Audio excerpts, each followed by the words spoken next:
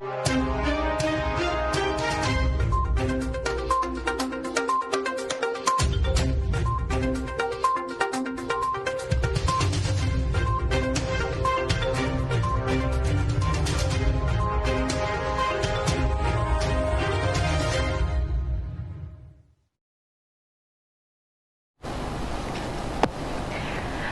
pemirsa, apa kabar Anda hari ini? Semoga selalu sehat di masa pandemi dan selalu bersemangat untuk menjalani aktivitas.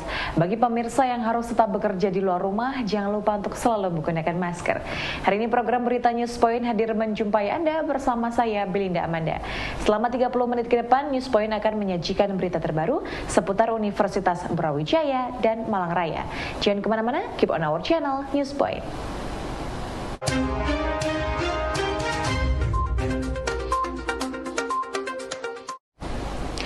Dengan semangat membangun ekosistem kreatif berbasis musik melalui eksplorasi bunyi serta pendekatan seni dan tradisi kebudayaan multikultural, duo Etikholik menggarap album bertajuk Nandur Kamulyan.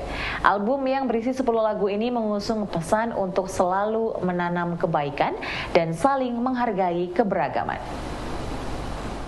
Ya, sekarang kita tahu bahwa ketika pendekatan teknologi itu kan sudah inklusi, ya, tidak ada wilayah teritorial lagi, tidak ada wilayah yang terkotak-kotak semacam itu. Mereka akan terintegrasi satu dengan yang lainnya.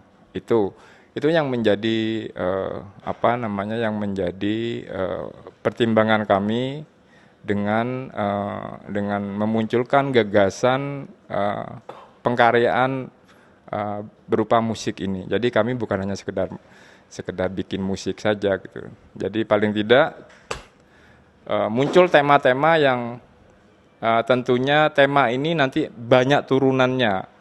Banyak turunan dalam artian bisa dikaji atau bisa diulik lagi menjadi produk-produk kreatif yang lainnya.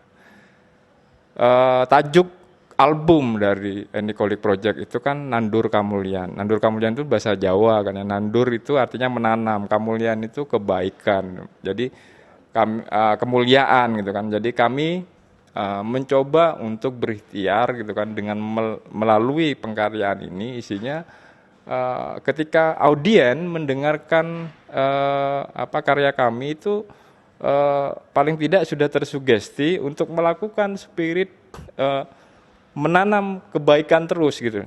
Nah, jadi kan ya ini berbicara bahwa ruang art and culture itu masuk di wilayah wilayah dalam tanda kutip kedewasaan untuk berpikir dan kedewasaan untuk mengeluarkan konteks spiritualitas kita gitu. Bagaimana kita punya empati dan trust terhadap satu dengan yang lainnya, terhadap lingkungan, terhadap tanah air, terhadap bumi pertiwi ini, itu yang akhirnya bisa di-trigger melalui karya-karya kita. Sebuah pagelaran busana yang tampak menarik tidak lepas dari tangan dingin koreografer yang menata gerak dan langkah model. Lalu seperti apa profesi koreografer itu? Agung Sudirputra, salah satu koreografer fashion show, menjelaskan bahwa dalam sebuah pagelaran busana agar terlihat menarik dan tertata, maka dibutuhkan seorang koreografer. Dulu ya, waktu aku sekolah modeling di tahun 90-an, saya tepatnya sekolah modeling itu tahun 89.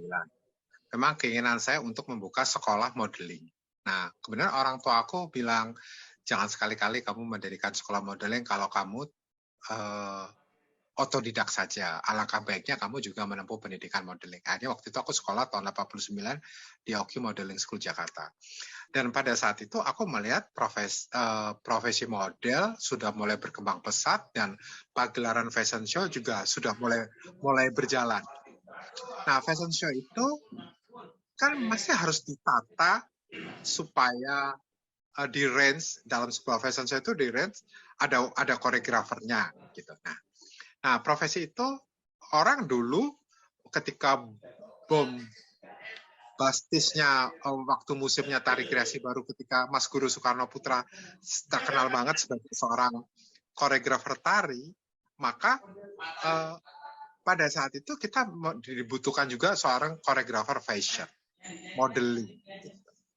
Akhirnya profesi itu lambat laun berjalan. Seiring waktu berjalan kan, dulu fashion show, aku masih menikmatin ya, Mas Sidik waktu itu, kalau show gitu, satu baju 8 model, ya udah kamu ke sana, kamu ke sini, udah begitu aja.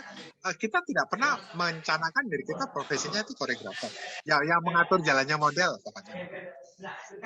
Akhirnya muncullah profesi itu sebenarnya bukan muncul begitu saja. Memang profesi koreografer itu dibutuhkan untuk menata sebuah fashion show menjadi indah, menjadi bagus, menjadi rapi sesuai dengan karakter busana yang akan diperagakan gitu.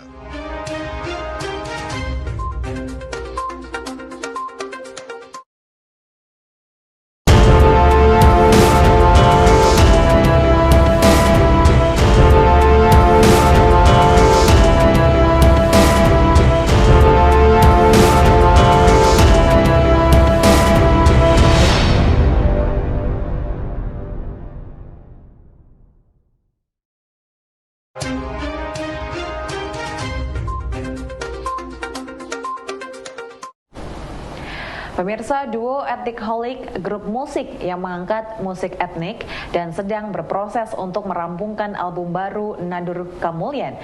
Ini ingin agar musiknya bisa dinikmati oleh semua kalangan, terutama generasi Z.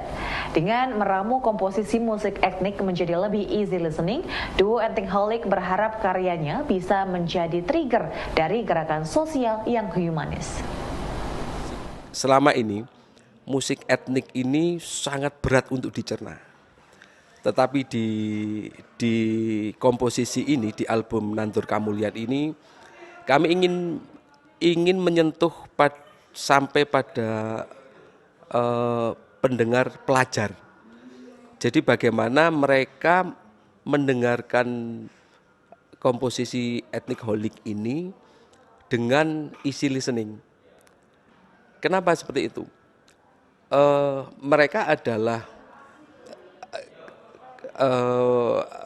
generasi yang saya bilang belum stabil, Mbak. Artinya banyak influen yang mau itu baik atau buruk, mereka telan aja. Nah, di sini salah satu tujuan kami adalah bagaimana kemudian pendengar di lapisan pelajar ini, di kalangan pelajar ini mampu terinfluen dengan baik apa yang menjadi komposisi kita. Maka dari situ bisa tersampaikan apa yang jadi satu cita-cita besar tentang Nandur Kamulyan ini. Jadi komposisi kita memang easy listening. Nah, kalau untuk perpaduan bagaimana memadukan itu biasa sih, Mbak, sebenarnya. Jadi konsepnya dua Ethnic Holic ini selain apa namanya etnik, kita juga progresif pop. Jadi itu edisional untuk ngisi lalu V, dan itu ya mengalir aja, enggak seperti yang sulit dibayangkan, tidak. Jadi normal aja sih, Mbak. Jadi saya sebagai pemain bass ya, saya hanya bagaimana memainkan sesuai dengan karakter atau pakem musik pada satu daerah. Misalkan kalau Melayu, maka pakemnya harus bagaimana. Tapi saya mainkan dengan versi bass saya. Pemirsa, musik keroncong dan lagam Jawa masih eksis hingga saat ini di era berbagai musik yang hadir silih berganti. Maestro keroncong Waljinah mengatakan bahwa musik keroncong masih bertahan di daerah Solo Raya melalui media RRI. Menurut radio RRI di Solo saat ini masih memutar lagu keroncong dan memiliki acara keroncong. Selain RRI, menurutnya TVRI Jakarta juga masih memiliki siaran lagu keroncong seminggu sekali. Ya walaupun hidup pun tidak, mati pun tidak, tapi masih terus hidup di Solo loh. Di Solo hidup terus. Siaran tuh tiap 1 minggu sekali mesti RRI rekaman keroncong, siaran keroncong. RRT loh, RRI masih siaran keroncong. Nah di apa itu di TV Jakarta masih tayang seminggu sepindah pendak kebis keroncong. Pemirsa, regenerasi penyanyi keroncong akan dilakukan oleh Waljina bersama tim dan kelompok seniman lainnya di Solo dengan membuka pintu rumahnya bagi anak muda yang ingin belajar keroncong. Waljina menyadari bahwa regenerasi penyanyi keroncong sudah sangat mendesak untuk dilakukan. Untuk itu bersama tim dan seniman lainnya, dirinya akan melatih kembali talenta muda penyanyi keroncong Indonesia. Nanti tahun depan akan saya rilis kembali. Saya akan melatih lagi keroncong dan langgam Jawa. Memberikan pendidikan keroncong pada generasi-generasi muda dan itu nanti ada di rumah dan semuanya free, gratis. Free. Bagi yang mau bayar, belajar nggak musik bayar. keroncong, mau belajar nyanyi keroncong, Ibu menyediakan waktunya. Ya. Boleh dikasih tahu Pak alamat nanti sekolahnya itu di Iya, nanti bisa di Galeri Walang Kekek, Jalan Parang Cantel nomor 31 Surakarta. Insya Allah mungkin pertengahan tahun ini galeri tersebut sudah jadi, walaupun mungkin tidak besar, tapi kami memberikan fasilitas untuk sekali lagi kami tergerak untuk meneruskan apa yang telah oleh Ibu ini. Kami untuk meneruskan Ibu sebagai sosok musik keroncong dan juga langgam Jawa, dan juga dengan pelatihan batik bagi rekan-rekan yang ingin belajar bagaimana batik. cara membatik, akan diberikan suatu edukasi di tempat kami gitu. Jadi nanti ada 2 tempat, yang satu untuk musik keroncong dan satu untuk edukasi pelatihan batik.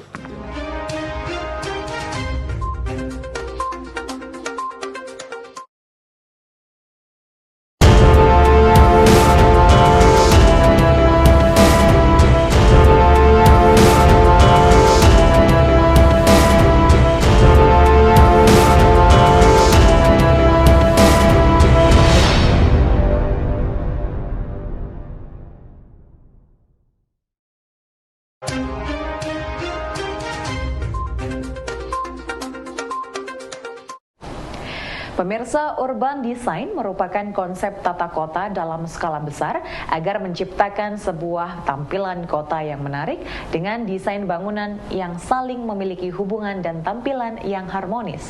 Konsep urban design seharusnya diterapkan dalam pembangunan pedestrian Kota Malang. Enclosure, legibility, human scale, dan transparansi adalah beberapa pertimbangan dan prinsip urban design yang dapat disesuaikan dengan kebutuhan masyarakat.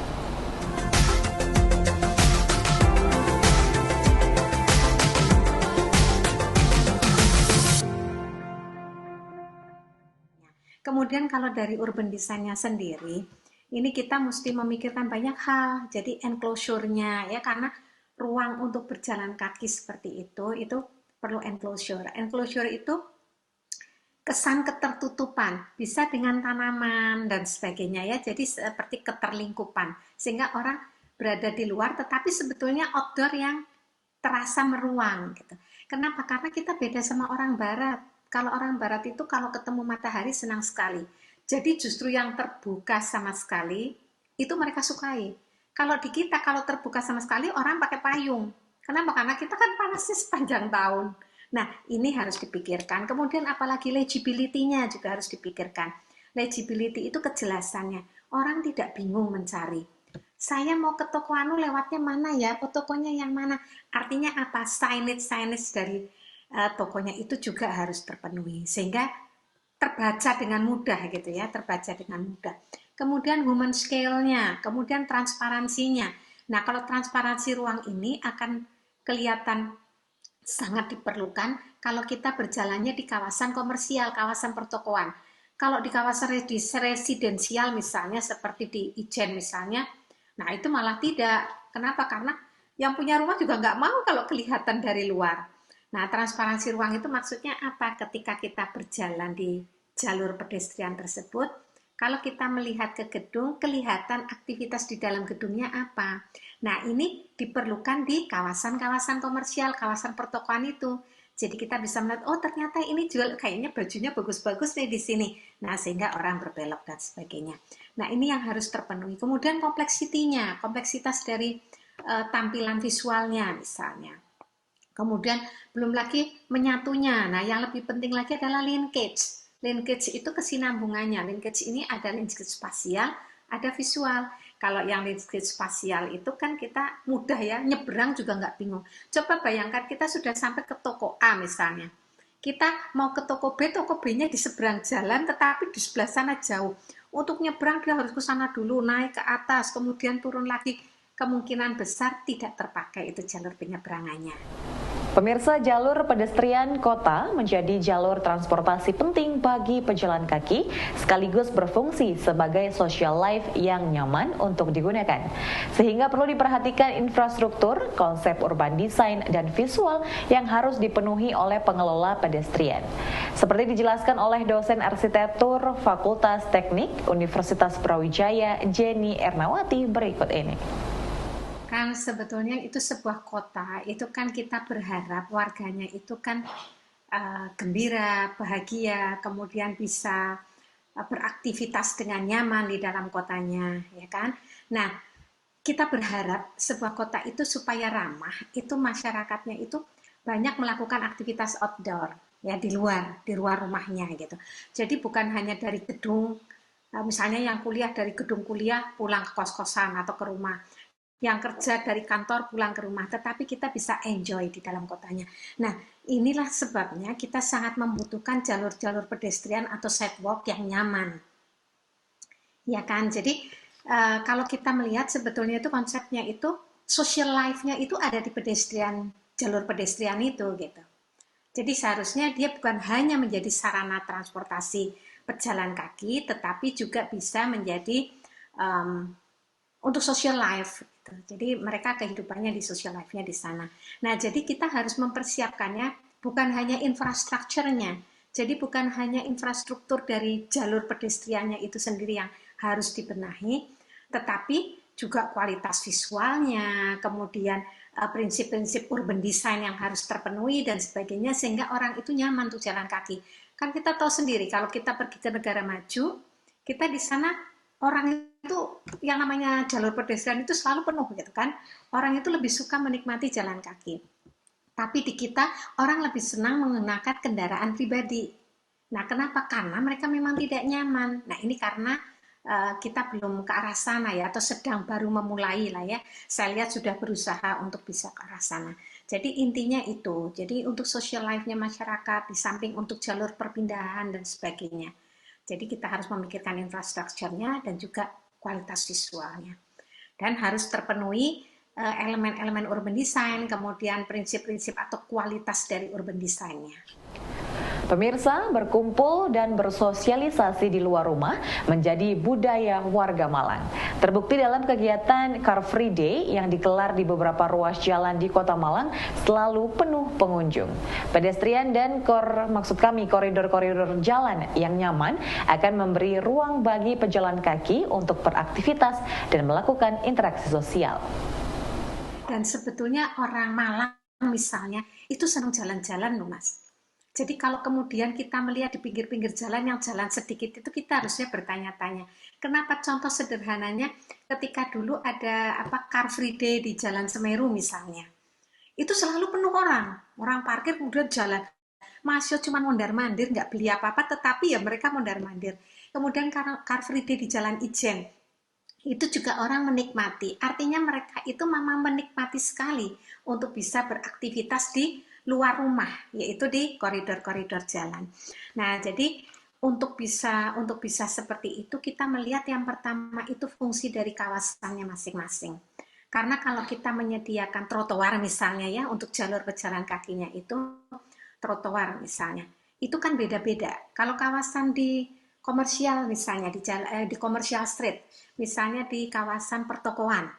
Nah, di sana kita bisa tahu bahwa prinsipnya apa? Akan banyak orang berjalan kaki. Artinya banyak pejalan kaki. Nah, berarti kita harus menyediakan fasilitas jalur pejalan kaki yang sesuai. Jalur pedestriannya diperlebar, kemudian di situ elemen-elemen urban design-nya dipenuhi dan sebagainya.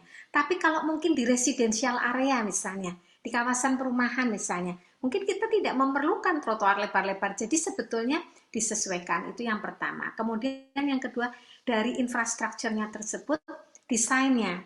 Jadi kita mungkin melihat bagaimana caranya supaya tidak menggunakan material yang licin, yang aman, kemudian difabel bisa menggunakannya. Jadi kita sering salah kaprah. Yang namanya difabel itu orang berkebutuhan khusus itu, mohon maaf, yang memiliki kekurangan misalnya. Padahal bukan itu, bukan hanya itu. Orang tua, lansia, itu juga difabel. Kemudian anak-anak, bayi, balita, itu juga difabel. Satu langkah orang dewasa, berapa langkahnya anak-anak. Kalau ibunya mondar-mandir membawa anaknya, itu kan dia berarti berjalan terus itu anak. Nah, artinya apa? Berarti jalur pedestriannya yang dia nyaman. Orang kalau pakai kursi roda, misalnya orang sudah sepuh gitu ya, pakai kursi roda, itu bisa. Kemudian anak-anak yang masih kecil-kecil, ibunya itu tidak harus menggendong ke sana kemari, itu kan superwoman ya.